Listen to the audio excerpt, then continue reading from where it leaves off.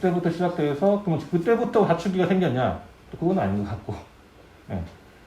사회가 점점 복잡해지고 불안해지고 미래가 예측할 수 없는 사회가 되면서 나는 누구인가 하는 질문은 더 찾기 어렵게 되고 찾기 어려우니 아이들은 사회에 나오려고 하기가 힘들겠죠.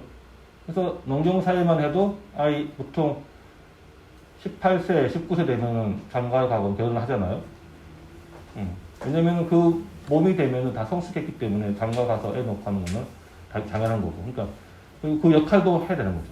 그러니까 내 신체적 성숙과 사회 심리적 성숙이 일치를 했죠. 내가 성장하는 이 몸의 속도와 사회에서 어떤 역할을 부여받아서 해야 되는 것들이 일치를 했는데 지금 사회는 지금 저 친구는 23살 넘어갔지만 지금 장가 간다면 큰일 나죠. 야, 미쳤다. 그걸 장가 가냐 하죠. 네. 사회적 성숙, 그러니까 이게 신체적 성숙도는 더 발달했지만 사회적 이런 심리적 성숙도는 훨씬 낮죠. 왜냐면은 우리가 학생이라는 신분을 부여하면서 학생들한테는 사회적 역할을 주지 않죠. 이런 공부만 하면 돼.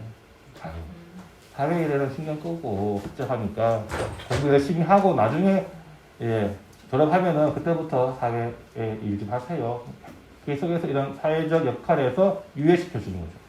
유예시키다 주다 보니 대학생이 돼도 아직도 대학생도 학생이죠. 대학생들도 공부하세요. 대학생들도 마찬가지고 사회 나오려니 만만치 않고 직업도 구하기 힘들고 그러면 어쩌죠?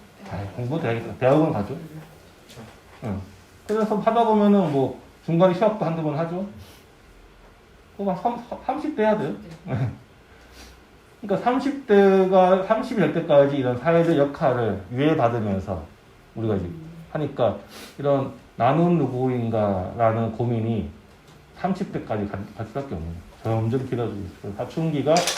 사춘기라는 이런 이 시기에 갖고 있는 특이할 수도 있는 그런 갈등이 점점 이제 길어져요.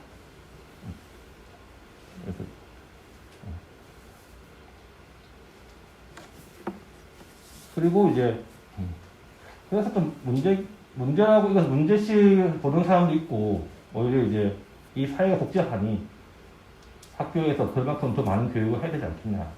그래서 그 대신에 좀 더 그 아이에 맞게끔 자기가 찾아나가는 데서 도움이 되려면은 이 정도 기간의 교육이 필요하다라고 하는 교육학자들도 있는데, 근데 이제 문제는 이제 우리가 하고 있는 교육이 그런 나를 찾아가는 교육이냐가 이제 문제겠죠. 지금같이 이제 입시 경쟁으로서만 또는 직업을 얻기 위한 그런 생존과 관련된 공부를 위해서 막 30년을 넘기까지 한다면은 그건 결코 아무리 하더라도 나는 누구인가라는 것. 질문을 던질 수도 없고 제대로 자기를 찾아 나가는 것도 어렵겠죠. 그리고 또 아이들의 신체도 내 사춘기 내는 거의 다 성장을 했는데 딱 성장하지 않은 부분이 한 군데가 있어요. 예, 전전두엽 보통 전전두엽은 27세, 30세까지도 계속해서 성장을 해 나가는 단계라서 아직 전두엽은 이렇게 덜 발달되어 있는데 그 전두엽이 하는 역할은 뭘까요? 판단하고 조절하고 그런 거 맞아요. 예. 문제 해결, 뭐 감정 컨트롤, 추리, 판단력 이런 것들 다 관장하는 건데 그것이 아직 덜 발달됐다는 것은 감정 컨트롤에 있어서 미흡할 수밖에 없다라는 거죠. 그래서 이런 표현을 해요. 아주 강력한 엔진을 가진 자동차인데 예, 브레이크는 고장이 났다. 그러니까 아이는 그냥 문을 살짝 닫았을 뿐이야. 정말로. 아이 그렇게 믿어요. 근데 꽝 해. 아빠는 이놈 다 하죠. 니 왜 하는 거야? 그냥 나 살짝 닫았을 뿐이에요. 여기 고동도 보면은 구멍 뚫린 데 몇 군데 있어요.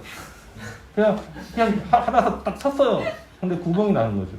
애는 그냥 살짝 쳤을 뿐이라는데, 보통 이제 사춘기의 감정의 단계는 이게 기쁘고 슬프고 화나고 또 뭐 있을까요? 화나고. 한 4단계 정도 있거든요. 그러니까 화난다도 4단계, 기쁘다도 4단계 정도밖에 없어요. 그 정도, 보통은 이제 성인들은 한 10에서 12단계 정도까지. 아주 화나는 일과 적게 화나는 일. 근데 아이들은 이제 그러니까 부모들이 봤을 때는 화날 일이 아닌데 화를 내죠.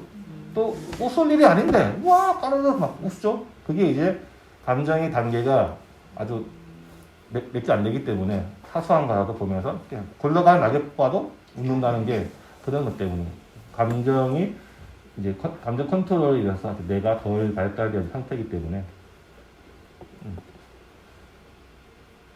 그 앞에서 말한 것처럼 사회는 점점 복잡해지고 미래는 예측할 수 없고 그러니 계속해서 근데 학교에서는 입시 경쟁만 계속 하고 있고 아이들은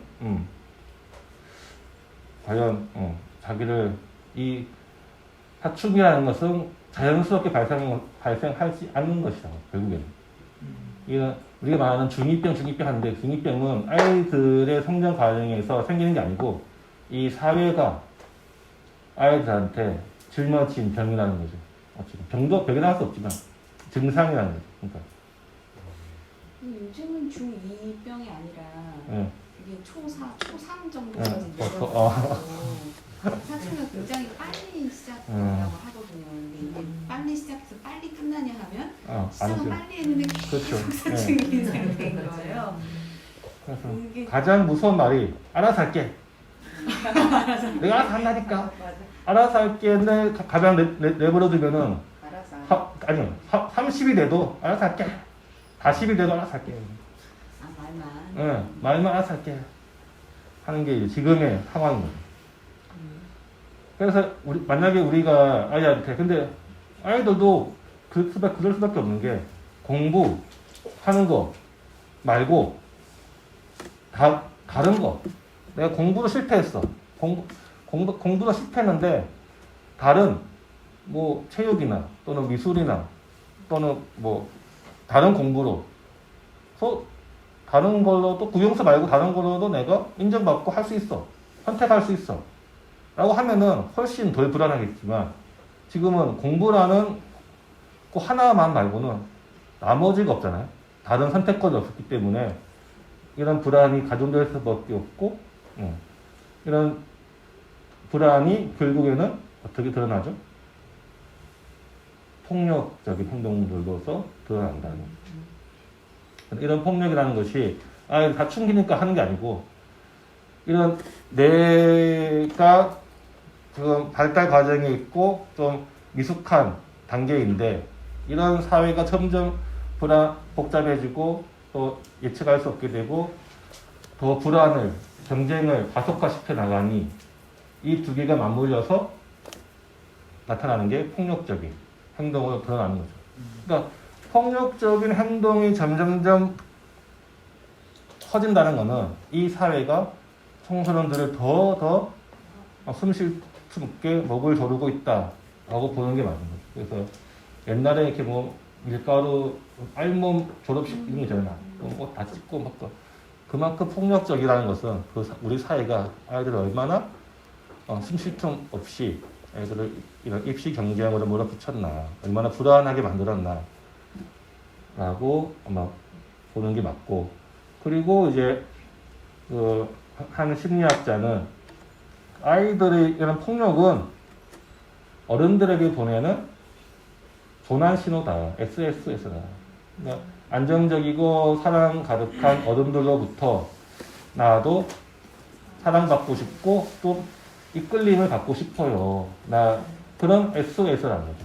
그것을. 그러니까 단지 그 폭력적인 행동으로 보지 말고 아이들이 무언가 불안한 상태에서 벗어나고 싶어하는 SOS를 우리한테 보내고 있구나라고 인식하는 게 더 맞고, 그리고 오히려 더 큰 문제는 아무것도 하지 않는 폭력조차도 하지 않는 아이는 좌절한 상태이기 때문에 어떠한 행동도 하지 않는다는 거죠. 그 좌절을 경험한다는 것은 그 앞으로의 삶에 있어서 어떻게 펼쳐질지 우리에게는 이렇게 항상 이 두 자아가 있어요. 어린 자아와 성숙한 자아. 그리고 쾌락 자아와 현실 자아. 우리도 만약에 성숙한 자아로만 세상을 살 수는 없어요. 맞죠?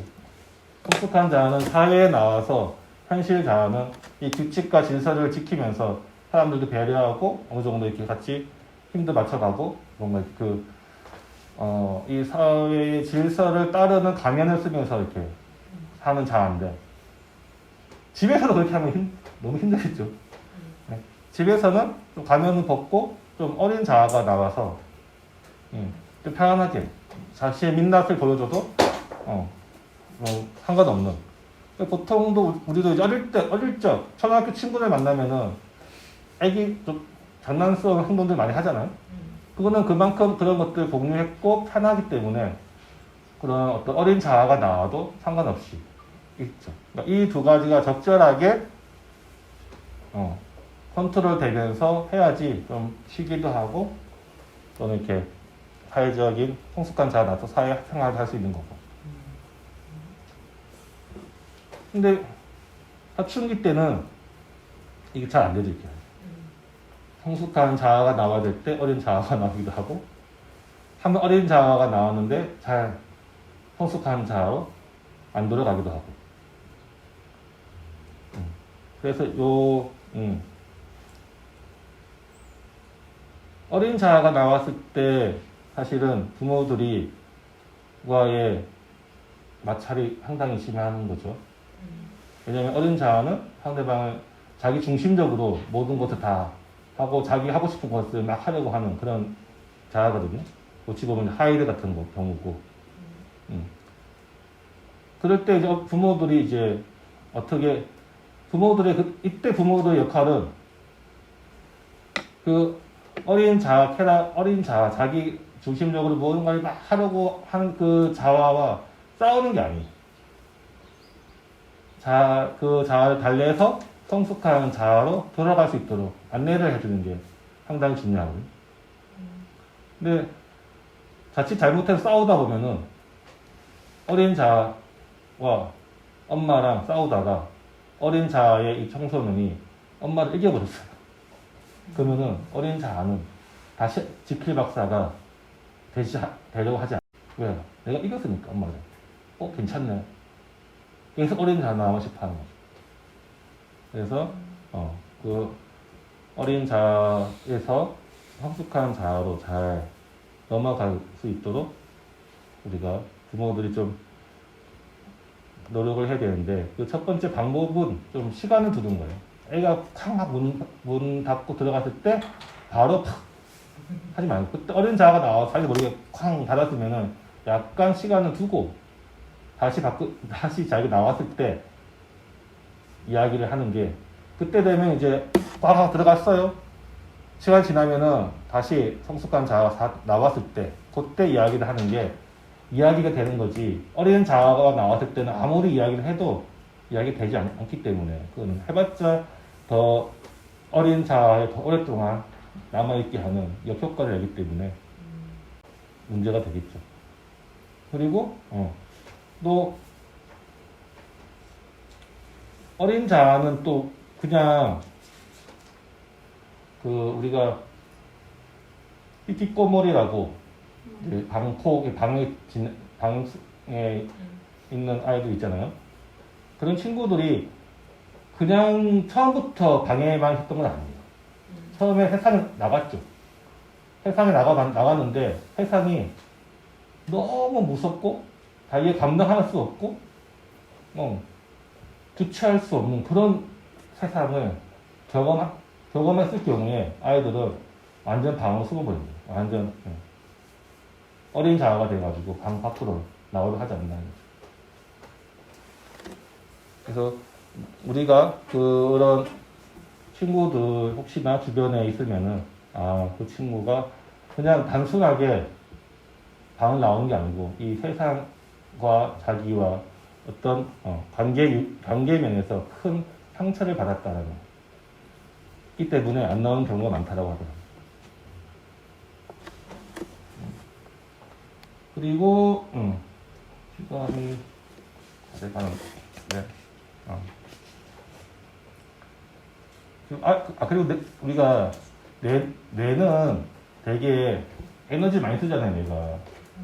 거의 우리 에너지의 작은 뇌가 20% 이상을 쓰고 있는데, 아무 생각 없어도 뇌는 계속 에너지 많이 쓰고 있거든요. 그러니 뇌가 가장 중요하게 생각하는 거는 에너지를 좀 덜 쓰는 거예요. 그러니 새로운 것을 시작하는 것을 뇌는 상당히 싫어요. 처음에, 그래서 우리가 작심삼일은 뇌가 그렇게 만드는 거예요. 내가 살을 빼야겠어! 하지만, 운동해야지! 허벅지 봐. 허벅지 아프잖아. 힘들지? 그냥 쉬어. 오늘 쉬어. 내가 계속해서 쉬라고 해요. 왜? 뇌는 그렇게 에너지 계속 사용을 하면 에너지 더 많이 쓰니까, 그냥 뇌는 계속 익숙한 대로 하라고 하는 거죠. 그래서 우리가 이런, 어느 하나에 대한 경험이 오랫동안 되다 보면은 뇌는 그 오래된 경험을 그냥 그대로 유지하려는 경향이 있어요. 그래서 요 사춘기 요 시기 10대부터 한 20대 중반까지가 그 내가 성장하는 것만 중요한 게 아니고 그 표현은 그러니까 지혜를 담을 수 있는 그릇을 만드는 시기라 하더라고요. 그래서 근데 그것은 그냥 뭐 책만 봐서 되는 게 아니고 다양한 경험을 통해서 그 폭을 그릇의 크기를 만드는. 근데 그 크기는 그 이유가 지나면은 잘 안 커진대요. 그러니까 상당히 그렇게 그래서 뇌가 빨리 그러니까 뇌의 가소성이라고 하잖아요. 새로운 경험을 계속 시킬 수 있는 계속해서 확장해서 그것도 펼쳐 나가는 것처럼. 근데 우리 사회가 계속해서 이제 똑같은 경험 학교에서 입시라는 그 교육만 계속해서 하니까 아이들이 뇌가 거기에 맞춰져서 점점점 굳어지면은 어떤 새로운 경험에 대해서 거부감이 상당히 커지는 거고, 그래서 커져나가는 것이 젊은 보수화, 청년 보수들이 만드는 이유도 다 그들이 보수화 되고 싶어서가 아니고 그들의 뇌가 어찌 보면 딱 굳어버리게끔 이 사회에 그렇게 만들어 놓으니까 자기 새로운 경험을 못하게끔 오면은 싫어하고 있고, 하루 노력을 하더라도 뇌는 계속해서 피곤한데 왜 그렇게 하지마 계속 뇌는 원래대로 해, 이게 편하잖아.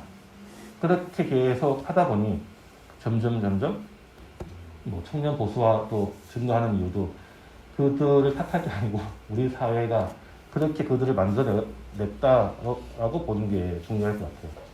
그래서 요 시기 때 이제 많은 새로운 경험들, 그리고 낯선 경험들을 충분히 많이 해야지 그냥 다양성에 대한 존중이나 지금 사회에서 소수자에 대한 뭐 존중, 환경에 대한 문제, 이것들을 그냥 아무리 시험 치듯이 공부한다고 되는 거 아니잖아요. 책만 읽는다고 나는 그래서 페미니즘 되겠어. 페미니즘 아무리 공부해도 잘 안 바뀌어요. 근데 다 공부해도 누군가가 나타났어요. 뭐 게이든지 레즈비언 뭐 움찔하잖아요. 자기도 모르게. 그런 경험을 아무리 봐도, 근데 그런 사람을 만나서 이야기 나누고 그런 것들이 확장되어 나갈수록 아이들은 훨씬 더 다양성에 대한 경험이 커진다는 거죠. 그래서 이 시기 때 상당히 그런 어떤 경험을 통해서 그릇을 크게 만드는 역할들을 해주는 게 아마 부모가 학교, 교육의 역할이 아닐까 싶은데, 아마 그런 의미에서 꽃피는 고등과정은 많은 경험들을 하고 있죠. 갑자기 공부해 주시니 감사하네요. 네. 근데 경험을 한다고 다 자기 거 되는 거 아니에요. 경험을 한다고 해서 경험을 하고 나서는 항상 자기 성찰이라는 과정을 거쳐야지만, 또 그걸 통해서 받아야지만, 그게 그 경험 속에 내가 빠져가지고 경험이 그냥 나있냐, 돼버리면은 그것 또한 그렇게 좋은 성장이 될 수 없기 때문에 거리 유지를 통해서 내가 했던 경험을 다시 성찰하는 과정을 거쳐야지만 그 경험에 내가 휘둘리지 않고 내가 그 경험을 통해서 다른 시야를 넓힐 수 있는데 도움이 되기 위해서는 반드시 이런 자기 성찰이라는 과정을 통해서 그 경험과 자신을 거리 두기 할 수 있는 그런 과정들이 있어야지만 그런 뇌가 확장되고 그리고 그릇이 커지는 그런 경험이 되는 거죠. 그래서 뭐 많은 것을 경험했다라고 하지만 그러니까 그 요즘은 뭐 배낭여행도 많이 하고 막 하는데 갔다 와서 큰 변화가 없다는 것은 젊은 사람들이 그거는 제대로 된 경험을 하지 않았기 때문에 경험이라는 건 단순하게 그 했던 행위를 넘어서서 그 행위와 자기를 분리해서 자기 성찰할 수 있는 그런 과정들을 거쳐야지만 된다. 그런 것들을 꽃피는 고등 과정에서는 잘하고 있다고 생각합니다. 학교 홍보 한번 하고 이제 시간 가져간 관계로 세세의식. 셋이라는 의미에는 이제 숫자 셋보다도 이렇게 사이라는 것은 하나로서 존재하지 않잖아요. 나와 너 두 존재가 있음으로 인해서 사이라는 새로운 게 생겨나잖아요. 그런 의미에서 셋이라고 생각하시면 돼요. 그리고 그래서 셋은 무언가가 새롭게 존재를 이렇게 새로운 걸 만들어내는 게 아니고 둘의 관계 속에서 함께 만들어 나가는 어떤 방향성을 제시하는 그런 의미에서 우리가 앞으로 어디로 가야 되는가는 앞으로 우리가 어떻게 살 것인가? 어떻게 살아야 되나? 그런 방향성을 제시하는 의미에서 셋이라고 생각하시면 됩니다.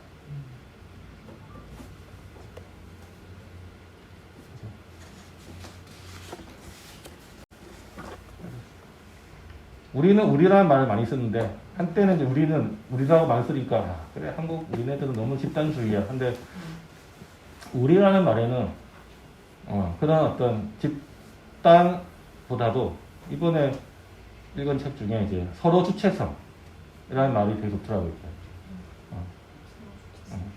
더불어 있음 서로 주체성. 서로 주체성으로서 나도 너의 주체성을 존중하고 나도 주체로서 인정받고 그렇게 우리가 하나로 되는 그 우리로서의 우리가 셋이로서 저는 생각하거든요.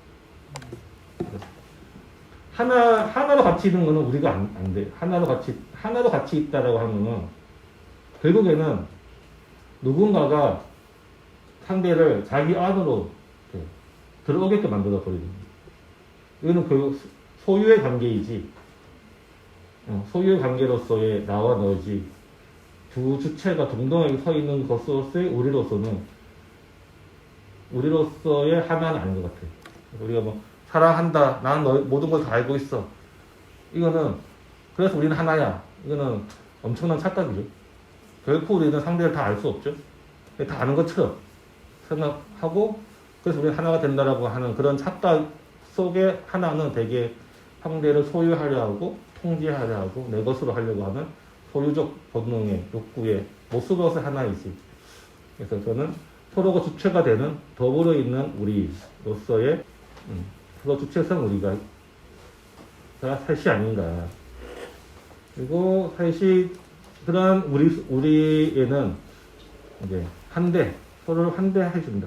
저거 이제 자랑을 좀 하면은 산티아고 순례길 2019년도에 800km를 걷고 왔어요. 800km를 이제 걸으면서 이제 요 마지막 분들은 처음 만났던 분들인데 마지막 산티아고에서도 이제 마지막 도착해서 그 다음날에 이제 순례자들을 위한 미사가 있었어요. 거기에 참석했는데 우연하게 다시 만났거든요. 처음에 만나면 무조건 인사를 아침에 올라 부엔 까미노 처음에는 부양감이노. 나중에는 계속 막 누구든지 부양감이노 계속 이제 인사를 하는데 인사만 아침부터 계속 지나가면서 계속 인사만 했는데도 내 삶이 바뀌는 것 같아요.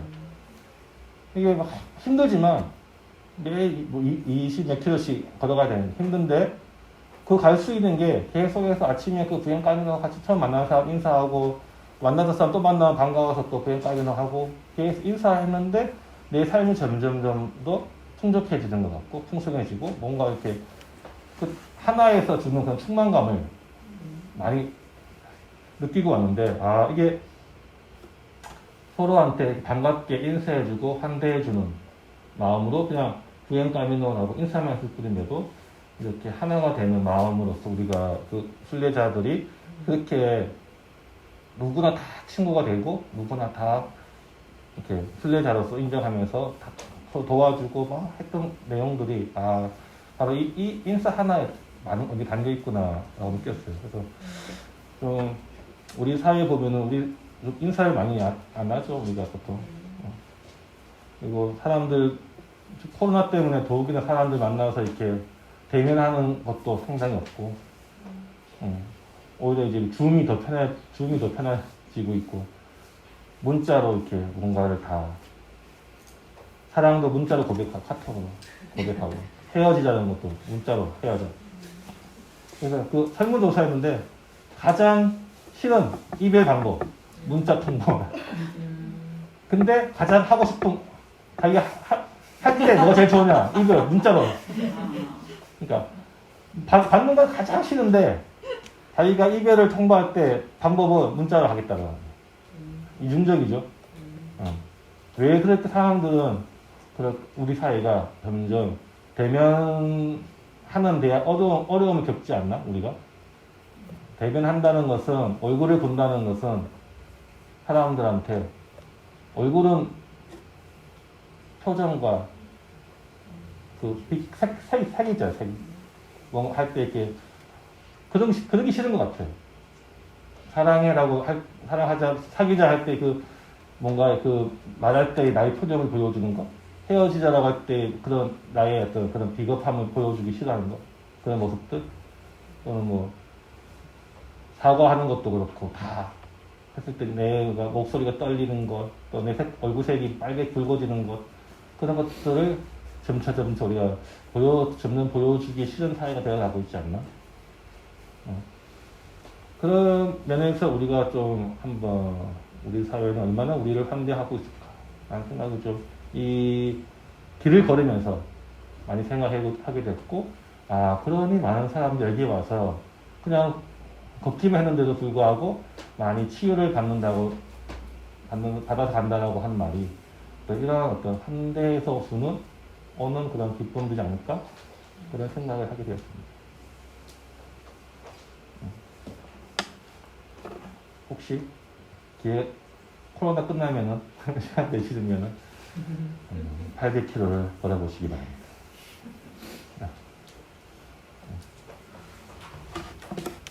그러면 우리는 어디로 가야 될까? 지금까지 우리 사회는 에고 중에서도 저 꼭대기 남자 에고가 최고라는 사회에서 살아가고 있지 않았나? 그리고 즉 에고는 뭐죠? 자기죠, 자기 중심 사회에서 피라미드 꼭대기에 있는 것이며 살아가고 있는. 그리고 자본주의 사회는 결코 다양성을 원치 않아요. 가파라고 가파, GAFA에서 구글, 애플, 페이스북, 아마존. 가파라고 하는데, 가파 이 4대 세계적 기업들은 결코 다양성을 원치 않아요. 자기들의 기준이고 자기들의 기준에 모두 다 하나로 모이게 만드는. 그래서 자본주의적 하나는 우리로서의 하나가 아니고 아까 말한 것처럼 하나로서 하나에 다 직결시켜버리는 그런 의미에서의 하나이기 때문에 아주 표현적인 하나일 수밖에 없는 거고, 그게 바로 지금의 자기중심적인 에고로서의 하나로 만드는 사회가 지금의 사회이고, 전체로서 서로가 이렇게 어디 모두가 중심이 되는 둥근 사회, 그 에코 생태 중심의 사회가 세수로서의 하나로서 우리 가야 될 세상이 아닐까 저는 그렇게 생각했습니다. 코로나를 겪으면서 훨씬 더 그런 에코 중심의 생태 중심의 사회로 우리가 가야 되지 않을까.